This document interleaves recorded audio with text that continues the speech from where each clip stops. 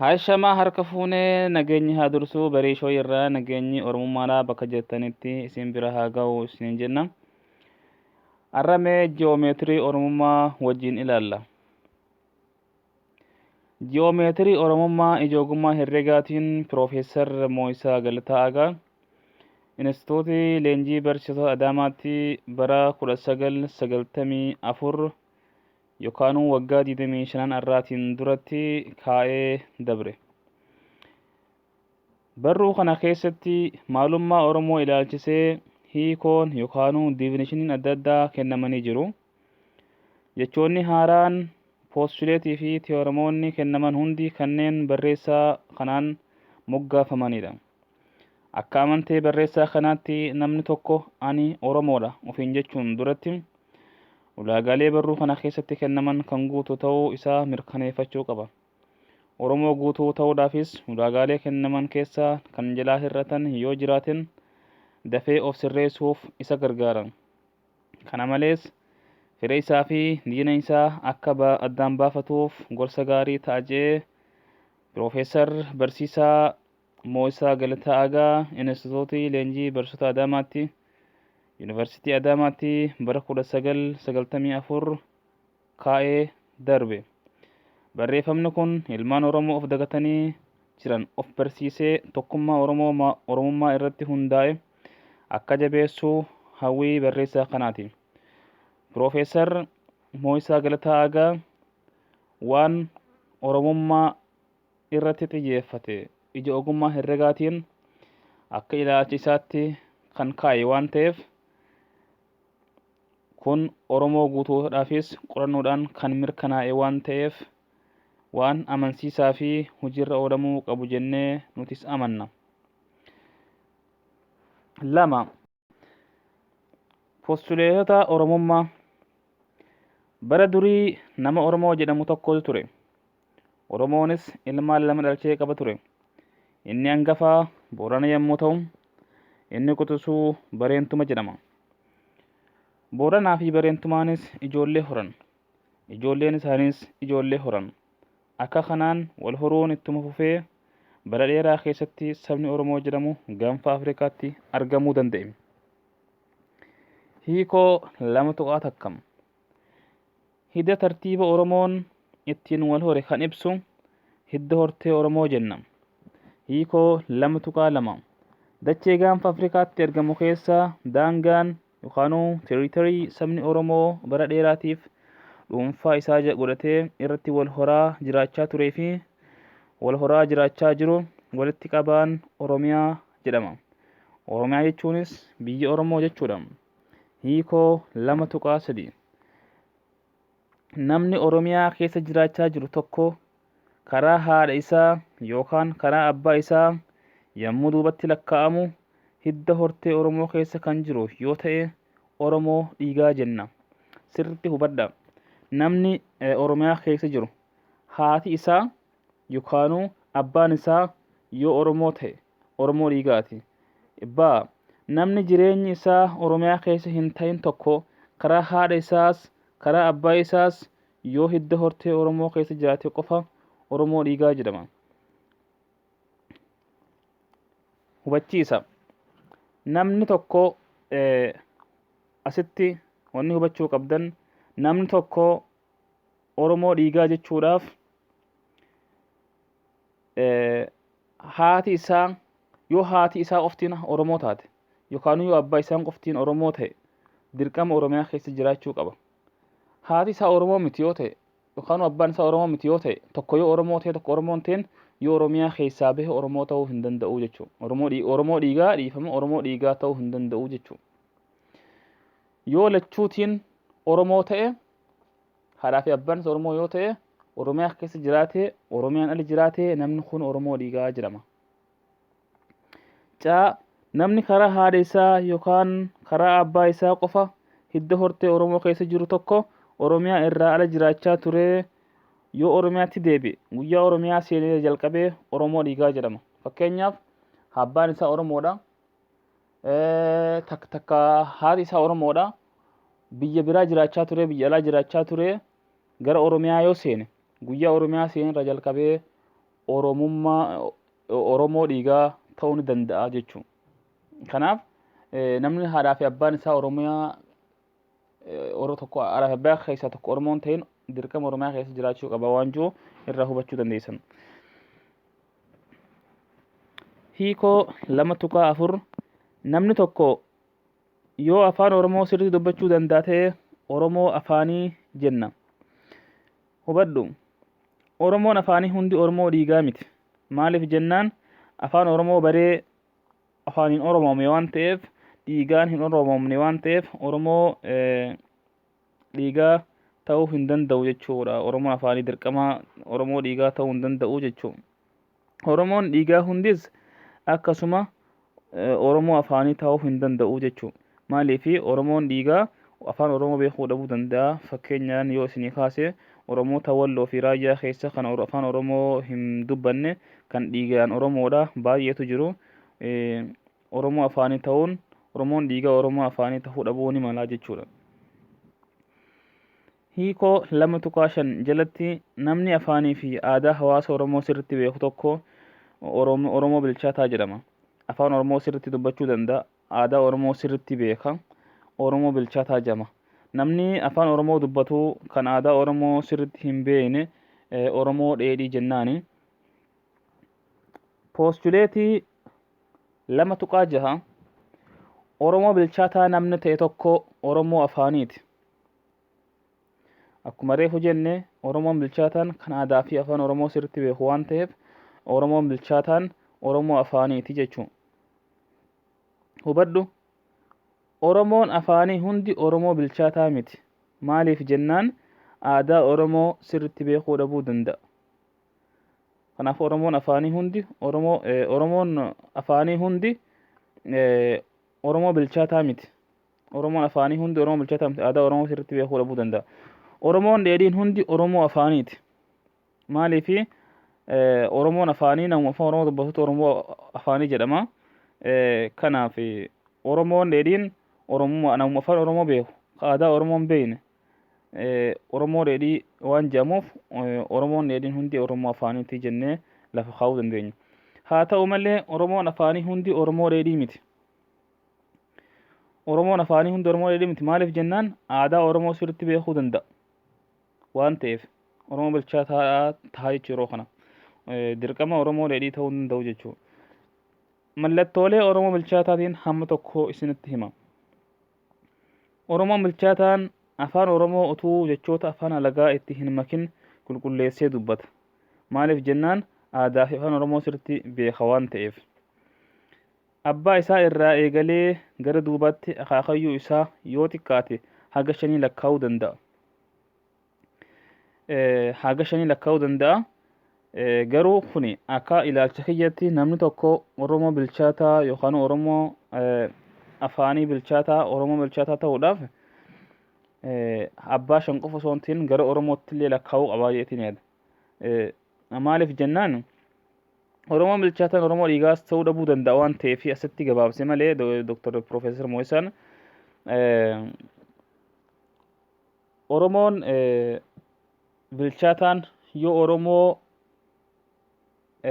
dhiigaa ta'e gara Oromootti galchuu danda'a. Maaliif jennaan bara durii manguddoos ta'ee abbootiin gadaa biyya Oromoo bulchan namni haaraan tokko keessummaan tokko kan eenyummaan isaa hin beekamne ganda isaanii keessa yoo dhufe eenyummaa nama sanii Oromoon durii aayidii yookaan waraqaa eenyummaa akka ammaa kana bakkarraa bakkatti sossoohan kan eenyummaa isaa ibsu waan hin qabneef eenyummaan Oromoodha abbaa isaa lakkaa'uudha. Kanaaf namni haaraan tokko biyya Oromoo keessa naannoo Oromoo keessa yoo seene eenyummaan isaa naannoo sanatti hin beekamu yoo ta'e namni isa beeku hin jiru yoo ta'e firri isa beekuutu hin jiru yoo ta'e namni sun takka tarii diina ta'uu danda'a. Tarii nama hannaaf biyya keessa naanna'u ta'uu mala nama takka badee balleessaa ta'uu danda'a waan ta'eef eenyummaan Oromoodhaa kan ittiin waraqaan eenyummaa Oromoodhaa abbaa isaarraa maqaa isaarraa eegalee gara Oromootti galchuu yoo Oromootti galchuu dadhabe gosa beekamtuu gosa warra buluu jantan hawaasni naannoo sanillee beekutti galchuu qabaa jechuudha. Kanaaf Oromoon bilchaataan kana godhuu qabaa jennee amannaa jechuudha. Hibboo tapha ijoollee, sheekoo, mahimaa isaa fi sirboota adda addaa kan naannoo inni itti dhalate keessatti baay'inaan dubbatamu hunda tolchee bareechee himuu danda'a. Yoo sirba ta'e sirbuu danda'a, mammaakuu danda'a, sheekoolee garaagaraa tapha ijoollee adda addaa taphachuu danda'a, hibboo garaagaraa hebbifachuu danda'a jechuudha. Fakkeenyaaf amma tapha ijoollee naannoon ani itti dhaladhetti tapha hedduutu jira. Caasoo waraabessaa jedhanii jira, wallaansoo yookaan qabsoo jira, tapha saddeeqaatu jira, adda lolaa jedhanii jira, tapha hedduutu jira, mana akka goloofaa jedhanii jira, tapha baay'ee jira. Tapha kana hunda taphatee beekee himuu qabaa jechuudha. Hibboolee garaagaraa kan naannoo sanitti dubbatamanii fi mammaaksa adda addaa geerarsa, mirriga, naannoo sanitti darashii yeroo garaagaraatti hawaasni naannoo sana itti fayyadamu beekee himuu qabaa jechuudha. Oromoon bilchaataan. Oromoon bilchaataan akkuma dura jenne Oromoo dhiigaas ta'uu danda'a, Oromoo dhiigaas ta'uu dhabuu danda'a. Hiikoo 2.7 jalatti namni Oromoo dhiigaa ta'e tokko Oromummaa isaa akka jaalatuuf akka itti boonu haala adda addaatiin kan ibsatu yoo ta'e Oromoo sabboonaa jenna. Oromoo dhiigaati Oromummaa isaa ni jaalataa akka itti boonu ni ibsata. Kanaaf Oromoo sabboonaa jenna jechuudha. Oromoo sabboonaa miti yoo ta'e Oromoo adoodaa jennan. Bakka kanatti wanni hubachuu qabdan adoodaan kuni adooddii yookaan sabboonummaa kan akka nuti beeknu sanitti osoo hin ta'iin akka amantee yookaan hiika barreessaa kanaatti adoodaa jechuun nama sabboonummaa hin qabne faallaa sabboonaa kan ta'e je'eeti hiika isaa kaaye jechuudha. Oromoon dhiigaa bifa lamatti kaaye amma wanni hubachuu qabdu. Oromoon dhiigaa Oromoo sabboonaa fi Oromoo adoodaatti je'ee addaan kaaye. Oromoon sabboonaan hundi Oromoo afaanii miti. Maaliif Oromoon sabboonaan kan jenneen kun Oromoo dhiigaati. Oromoon dhiigaa afaan Oromoo beekuu dhabuu danda'a waan ta'eef Oromoo dhiigaati hundinuu Oromoo dhiigaati jennee murteessuu hin dandeenyu. Oromoo bilchaataas miti. Oromoo bilchaataan nama aadaaf afaan Oromoo beekuu danda'u waan ta'eef hundi Oromoo bilchaataas ta'uu danda'a. Oromoo bilchaataa ta'uu danda'a ta'uu dhabuu malaa jechuudha. Oromoon adoodaan Oromoo afaanis Oromoo bilchaataas ta'uu ni danda'a. Oromoon adoodaan maali? Oromoo dhiigaa ta'ee kan sabboonummaan itti hin dhaga'amnedha. Waan ta'eef afaan Oromoos dubbachuu danda'a. Aadaa Oromoos beekuu danda'a jechuudha.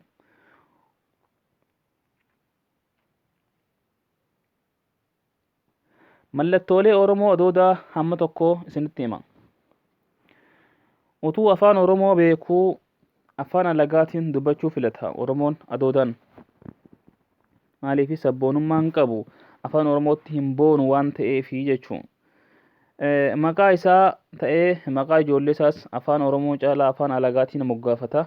Yeroo ammaan tanaa kan Oromoo keessa guute baay'ee kanatu mul'ata. Kanaaf akka dhaamsatti afaan Oromootiin ijoollee keessa yoo moggaafattanii hedduu Oromoo sabboonaa jedhamtanii maaliif namni tokko sabboonaa ta'uudhaaf ijoollee isaas afaan Oromootiin moggaafachuun barbaachisaadha jennee amanna. Kitaabota dubbisuu, sirboota dhageeffatuu fi do'ii adda addaa kanuun televezyiina waan akka viidiyoo garaagaraa waan daawwatamu kana filmii garaagaraa diraamaa garaagaraa waan daawwatamu kana kan afaan Oromoo caalaa kan afaan alagaa filata. Hiriyoota Oromoo caalaa hiriyoota alagaatii wajjin deemuu filata. Hiriyoota Oromoo ni tuffata. Maaliif sabboonummaan qabu Oromoo adoodaadha waan ta'eef jechuudha. Oromoo adoodaan asitti wanni ifa bahee taa'uu qabu yoo Oromummaan tuqamte tarii xiqqishoo waatti dhagamuun numa malaa ittiin dhagayamtu jechuudha. Haa ta'u seenaa gabrummaa jaarraa tokkoof hawaasni Oromoo keessa dabre hin beekuus hin fedhu yoo beekes ittiin dhagayamu dhimma tokkollee hin qabu jechuudha. Mirga abbaa biyyummaa Oromoon Oromiyaa irratti qabaachuuf malu hin beekuus hin fedhu yoo beekellee inni itti dhagamu tokkos hin jiru jechuudha. Hiikoo 2.8 Oromoon sabboonaan mirga abbaa biyyummaa Oromootti amanu yoo tooftaa fi beekumsa gahaa qabaatee fi abshaala ta'e Oromoo qara jedhama. Qara jechuun nama abshaala jechuudha. Oromoon qarri kuni akkuma amma jenne Oromoo sabboonaadha. Oromoon sabboonaan yoo beekumsa qabaate Oromoo qara jedhama. Oromoon sabboonaan yoo beekumsa hin qabaanne Oromoo doomaa jedhama. Oromoo dhiigaati garuu beekumsa hin qabu. Kanaafuu Oromoo doomaa jedhama. Kanaafuu Oromoo doomaa akka hin jedhamneef akka dhaamsatti Oromoon sabboonaan aadaa isaa barachuu qaba. Afaan isaa barachuu qaba. Beekumsa Oromummaa irratti seeraa fi heera gadaa Oromoo barachuu qaba. Waan Oromummaa irraa barbaachisu barachuu qaba. Waan ammayyaatii fi waan aadaatii hunda barachuu qaba. Beekumsuma barbaachisu kallattii beekumsitti argama jenne hundaan beekumsa barbaaduun Oromoo sabboonaa irratti dirqama jennee amanna. Hubadhu Oromoon qarri hundi Oromoo bilchaataa miti. Oromoo qara jechuun Oromoo sabboonaadha. Oromoon sabboonaan ammoo Oromoo dhiigaati. Kanaaf Oromoo afaanii tahuu dhabuu danda'a. Kanaaf dirqamaa miti jechuudha. Bakka kanatti Oromoon qarri hundi Oromoo afaan beekuun dirqamaa miti jechuudha. Bakka kanatti maaliif jennaan Oromoon sabboonaan afaan beekuu dhabuu danda'a. Kanaafuu Oromummaa irraa isan baasu afaan beekuu dhabuun Oromummaa dhiigaa irraa isan baasu jechuudha. Mee poostuleetii 2.9 jalatti namni tokko Oromoo qara yoo ta'e Oromoo dhiigaati. Akkuma dura jenne Oromoon qarri Oromoo sabboonaadha jenne. Oromoon sabboonaan ammoo Oromoo dhiigaati jenne. Kanaafuu bakka kanattis Oromoon qarri Oromoo dhiigaati, Oromoo sabboonaadha jedhee Piroofeesar Moo'isaa Galataan lafa kaa'e jechuudha. Galatoomanii. Hiikoo 2.10 jalatti namni Oromoo bilchaataa ta'e tokko mirga hawaasa Oromoo tokko yommuu dhiibamu callisee ilaaluuf kan obsa hin qabne ta'uu isaa dalagaa gootummaa gaafachuun kan mirkaneessu yoo ta'e Oromoo goota jedhama. Oromoon gootni Oromoo bilchaataadha. Mirga hawaasa Oromoo akka dhiibamu waan hin barbaanneef hojii gootummaatiin gaafatee Oromoo goota jedhama jechuudha. Oromoo goota miti yoo ta'e Oromoon bilchaata mirga hawaasa Oromootti amanuu kan hojii gootummaa hin gaafatin tokko Oromoo qorraa jedhama. Oromoon gootni hundi Oromoo qara miti. Maaliif jennaan Oromoon qara jechuun Oromoo sabboonaadha. Oromoo dhiigaati. Asitti Oromoon bilchaataan aadaa beeku, kan afaan Oromoo beeku, mirga abbaa biyyummaa Oromoon Oromiyaatti qabu sarbamuu waan hin barbaanneef gootummaa gaafateetu Oromoo goota jedhame. Oromoo dhiigaachuu danda'a, ta'us dhabuu danda'a jechuudha. Maaliif jennaan Oromoon gootni Oromoon Oromoo dhiigaa ta'e, sabboonaa ta'e, kan aadaa afaan Oromoo beeku yoo gootummaa gaafate Oromoo goota jedhama. Bakka kanatti yoo kana guutuu waliin qabatu Oromoo qara jedhama guutumatti. Hundi Oromoo qaran jedhamu. Maaliif jennaan Oromoo dhiigaa ta'uu dhabuu danda'a. Oromoo aadaa fi afaan qofa beeku kan mirga abbaa biyyummaa Oromoon Oromiyaa irratti qabu falmachuudhaaf gootummaa gaafate yoo ta'e Oromoo qaran jedhamu bakka kanatti. Ammas Oromoon qarri hundi Oromoo goota miti. Maaliif jennaan Oromoon qarri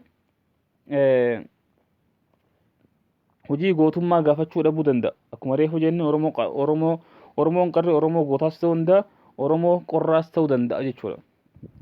Poostuleetii 2.11 jalatti namni Oromoo goota ta'e tokko Oromoo sabboonaadha. Akkuma reefu jenne namni Oromoo goota ta'e tokko Oromoo sabboonaadha, Oromoo bilchaataadha. Hiikoo 2.12 jalatti namni tokko Oromoo guutuudha jechuun himoota 6 guutuu qaba. Namni tokko Oromoo guutuu jedhamuudhaaf waa 6 guutuu qaba. Tokko Oromoo dhiigaa ta'uu qaba. Haadhaa fi abbaa isaatiin Oromoo dhiigaa ta'uu qaba jechuudha. Lammaffaa Oromoo afaanii ta'uu qaba. Namni tokko Oromoo guutuu jedhamuudhaaf dhiigaan Oromoo ta'uu qaba. Afaan Oromoo beekuu qaba. Aadaa Oromoo beekuu qaba. Inni sadaffaadha afaan Oromoo bilchaataa ta'uu qaba. Oromoo bilchaataa yeroo jennu aadaa fi afaan Oromoo kan beeku ta'uu qaba. Inni afuraffaadha Oromoo sabboonaa ta'uu qaba. Oromoon sabboonaan akkuma reefu jenne Oromoo dhiigaati kan aadaa fi afaan isaatiin boonu kan Oromummaa isaatiin boonu aadaa fi afaan beekuu dhabuun dadhiifama. kan oromummaa isaatiin boonu ta'uu qaba, sabboonaa ta'uu qaba. Maaliif jennaan sabboonummaan Oromoo yoo oromummaa sabboonummaa ta'a. Kanaaf sabboonummaa qabaachuu qaba. Inni shanaffaadha, namni kun Oromoo qara ta'uu qaba. Oromoo qara kan jennuun akkuma reefu jenne Oromoo dhiigaa tahee kan Oromoo sabboonaa tahee sabboonummaa isaatiin akkasuma beekumsa cinatti beekumsa kan qabu yoo ta'e Oromoo qara ta'a.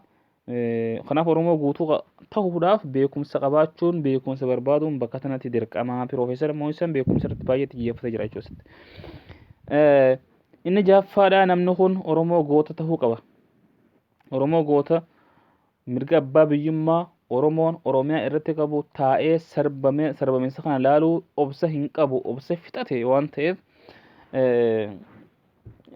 kanaaf Oromoo goota ta'uu qaba. Namni Oromoo guutuu taa'ee tokko waan kana hunda qabaachuutu irraa eegamaa jechuudha. Hiikoon Oromoo guutuudha jahan armaan olitti jenne kuni waa lama qofaan gabaabsinee isin ibsuu dandeenya. Wanni lamaan kuni tiyooramii 2.13 jalatti Oromoo qara goota, Oromoo qaraa fi goota yoo ta'e Oromoo guutuu ta'uu danda'a jechuudha. Akkuma reefu jenne namni tokko Oromoo qaraa fi Oromoo goota yoo ta'e Oromoo guutuudha.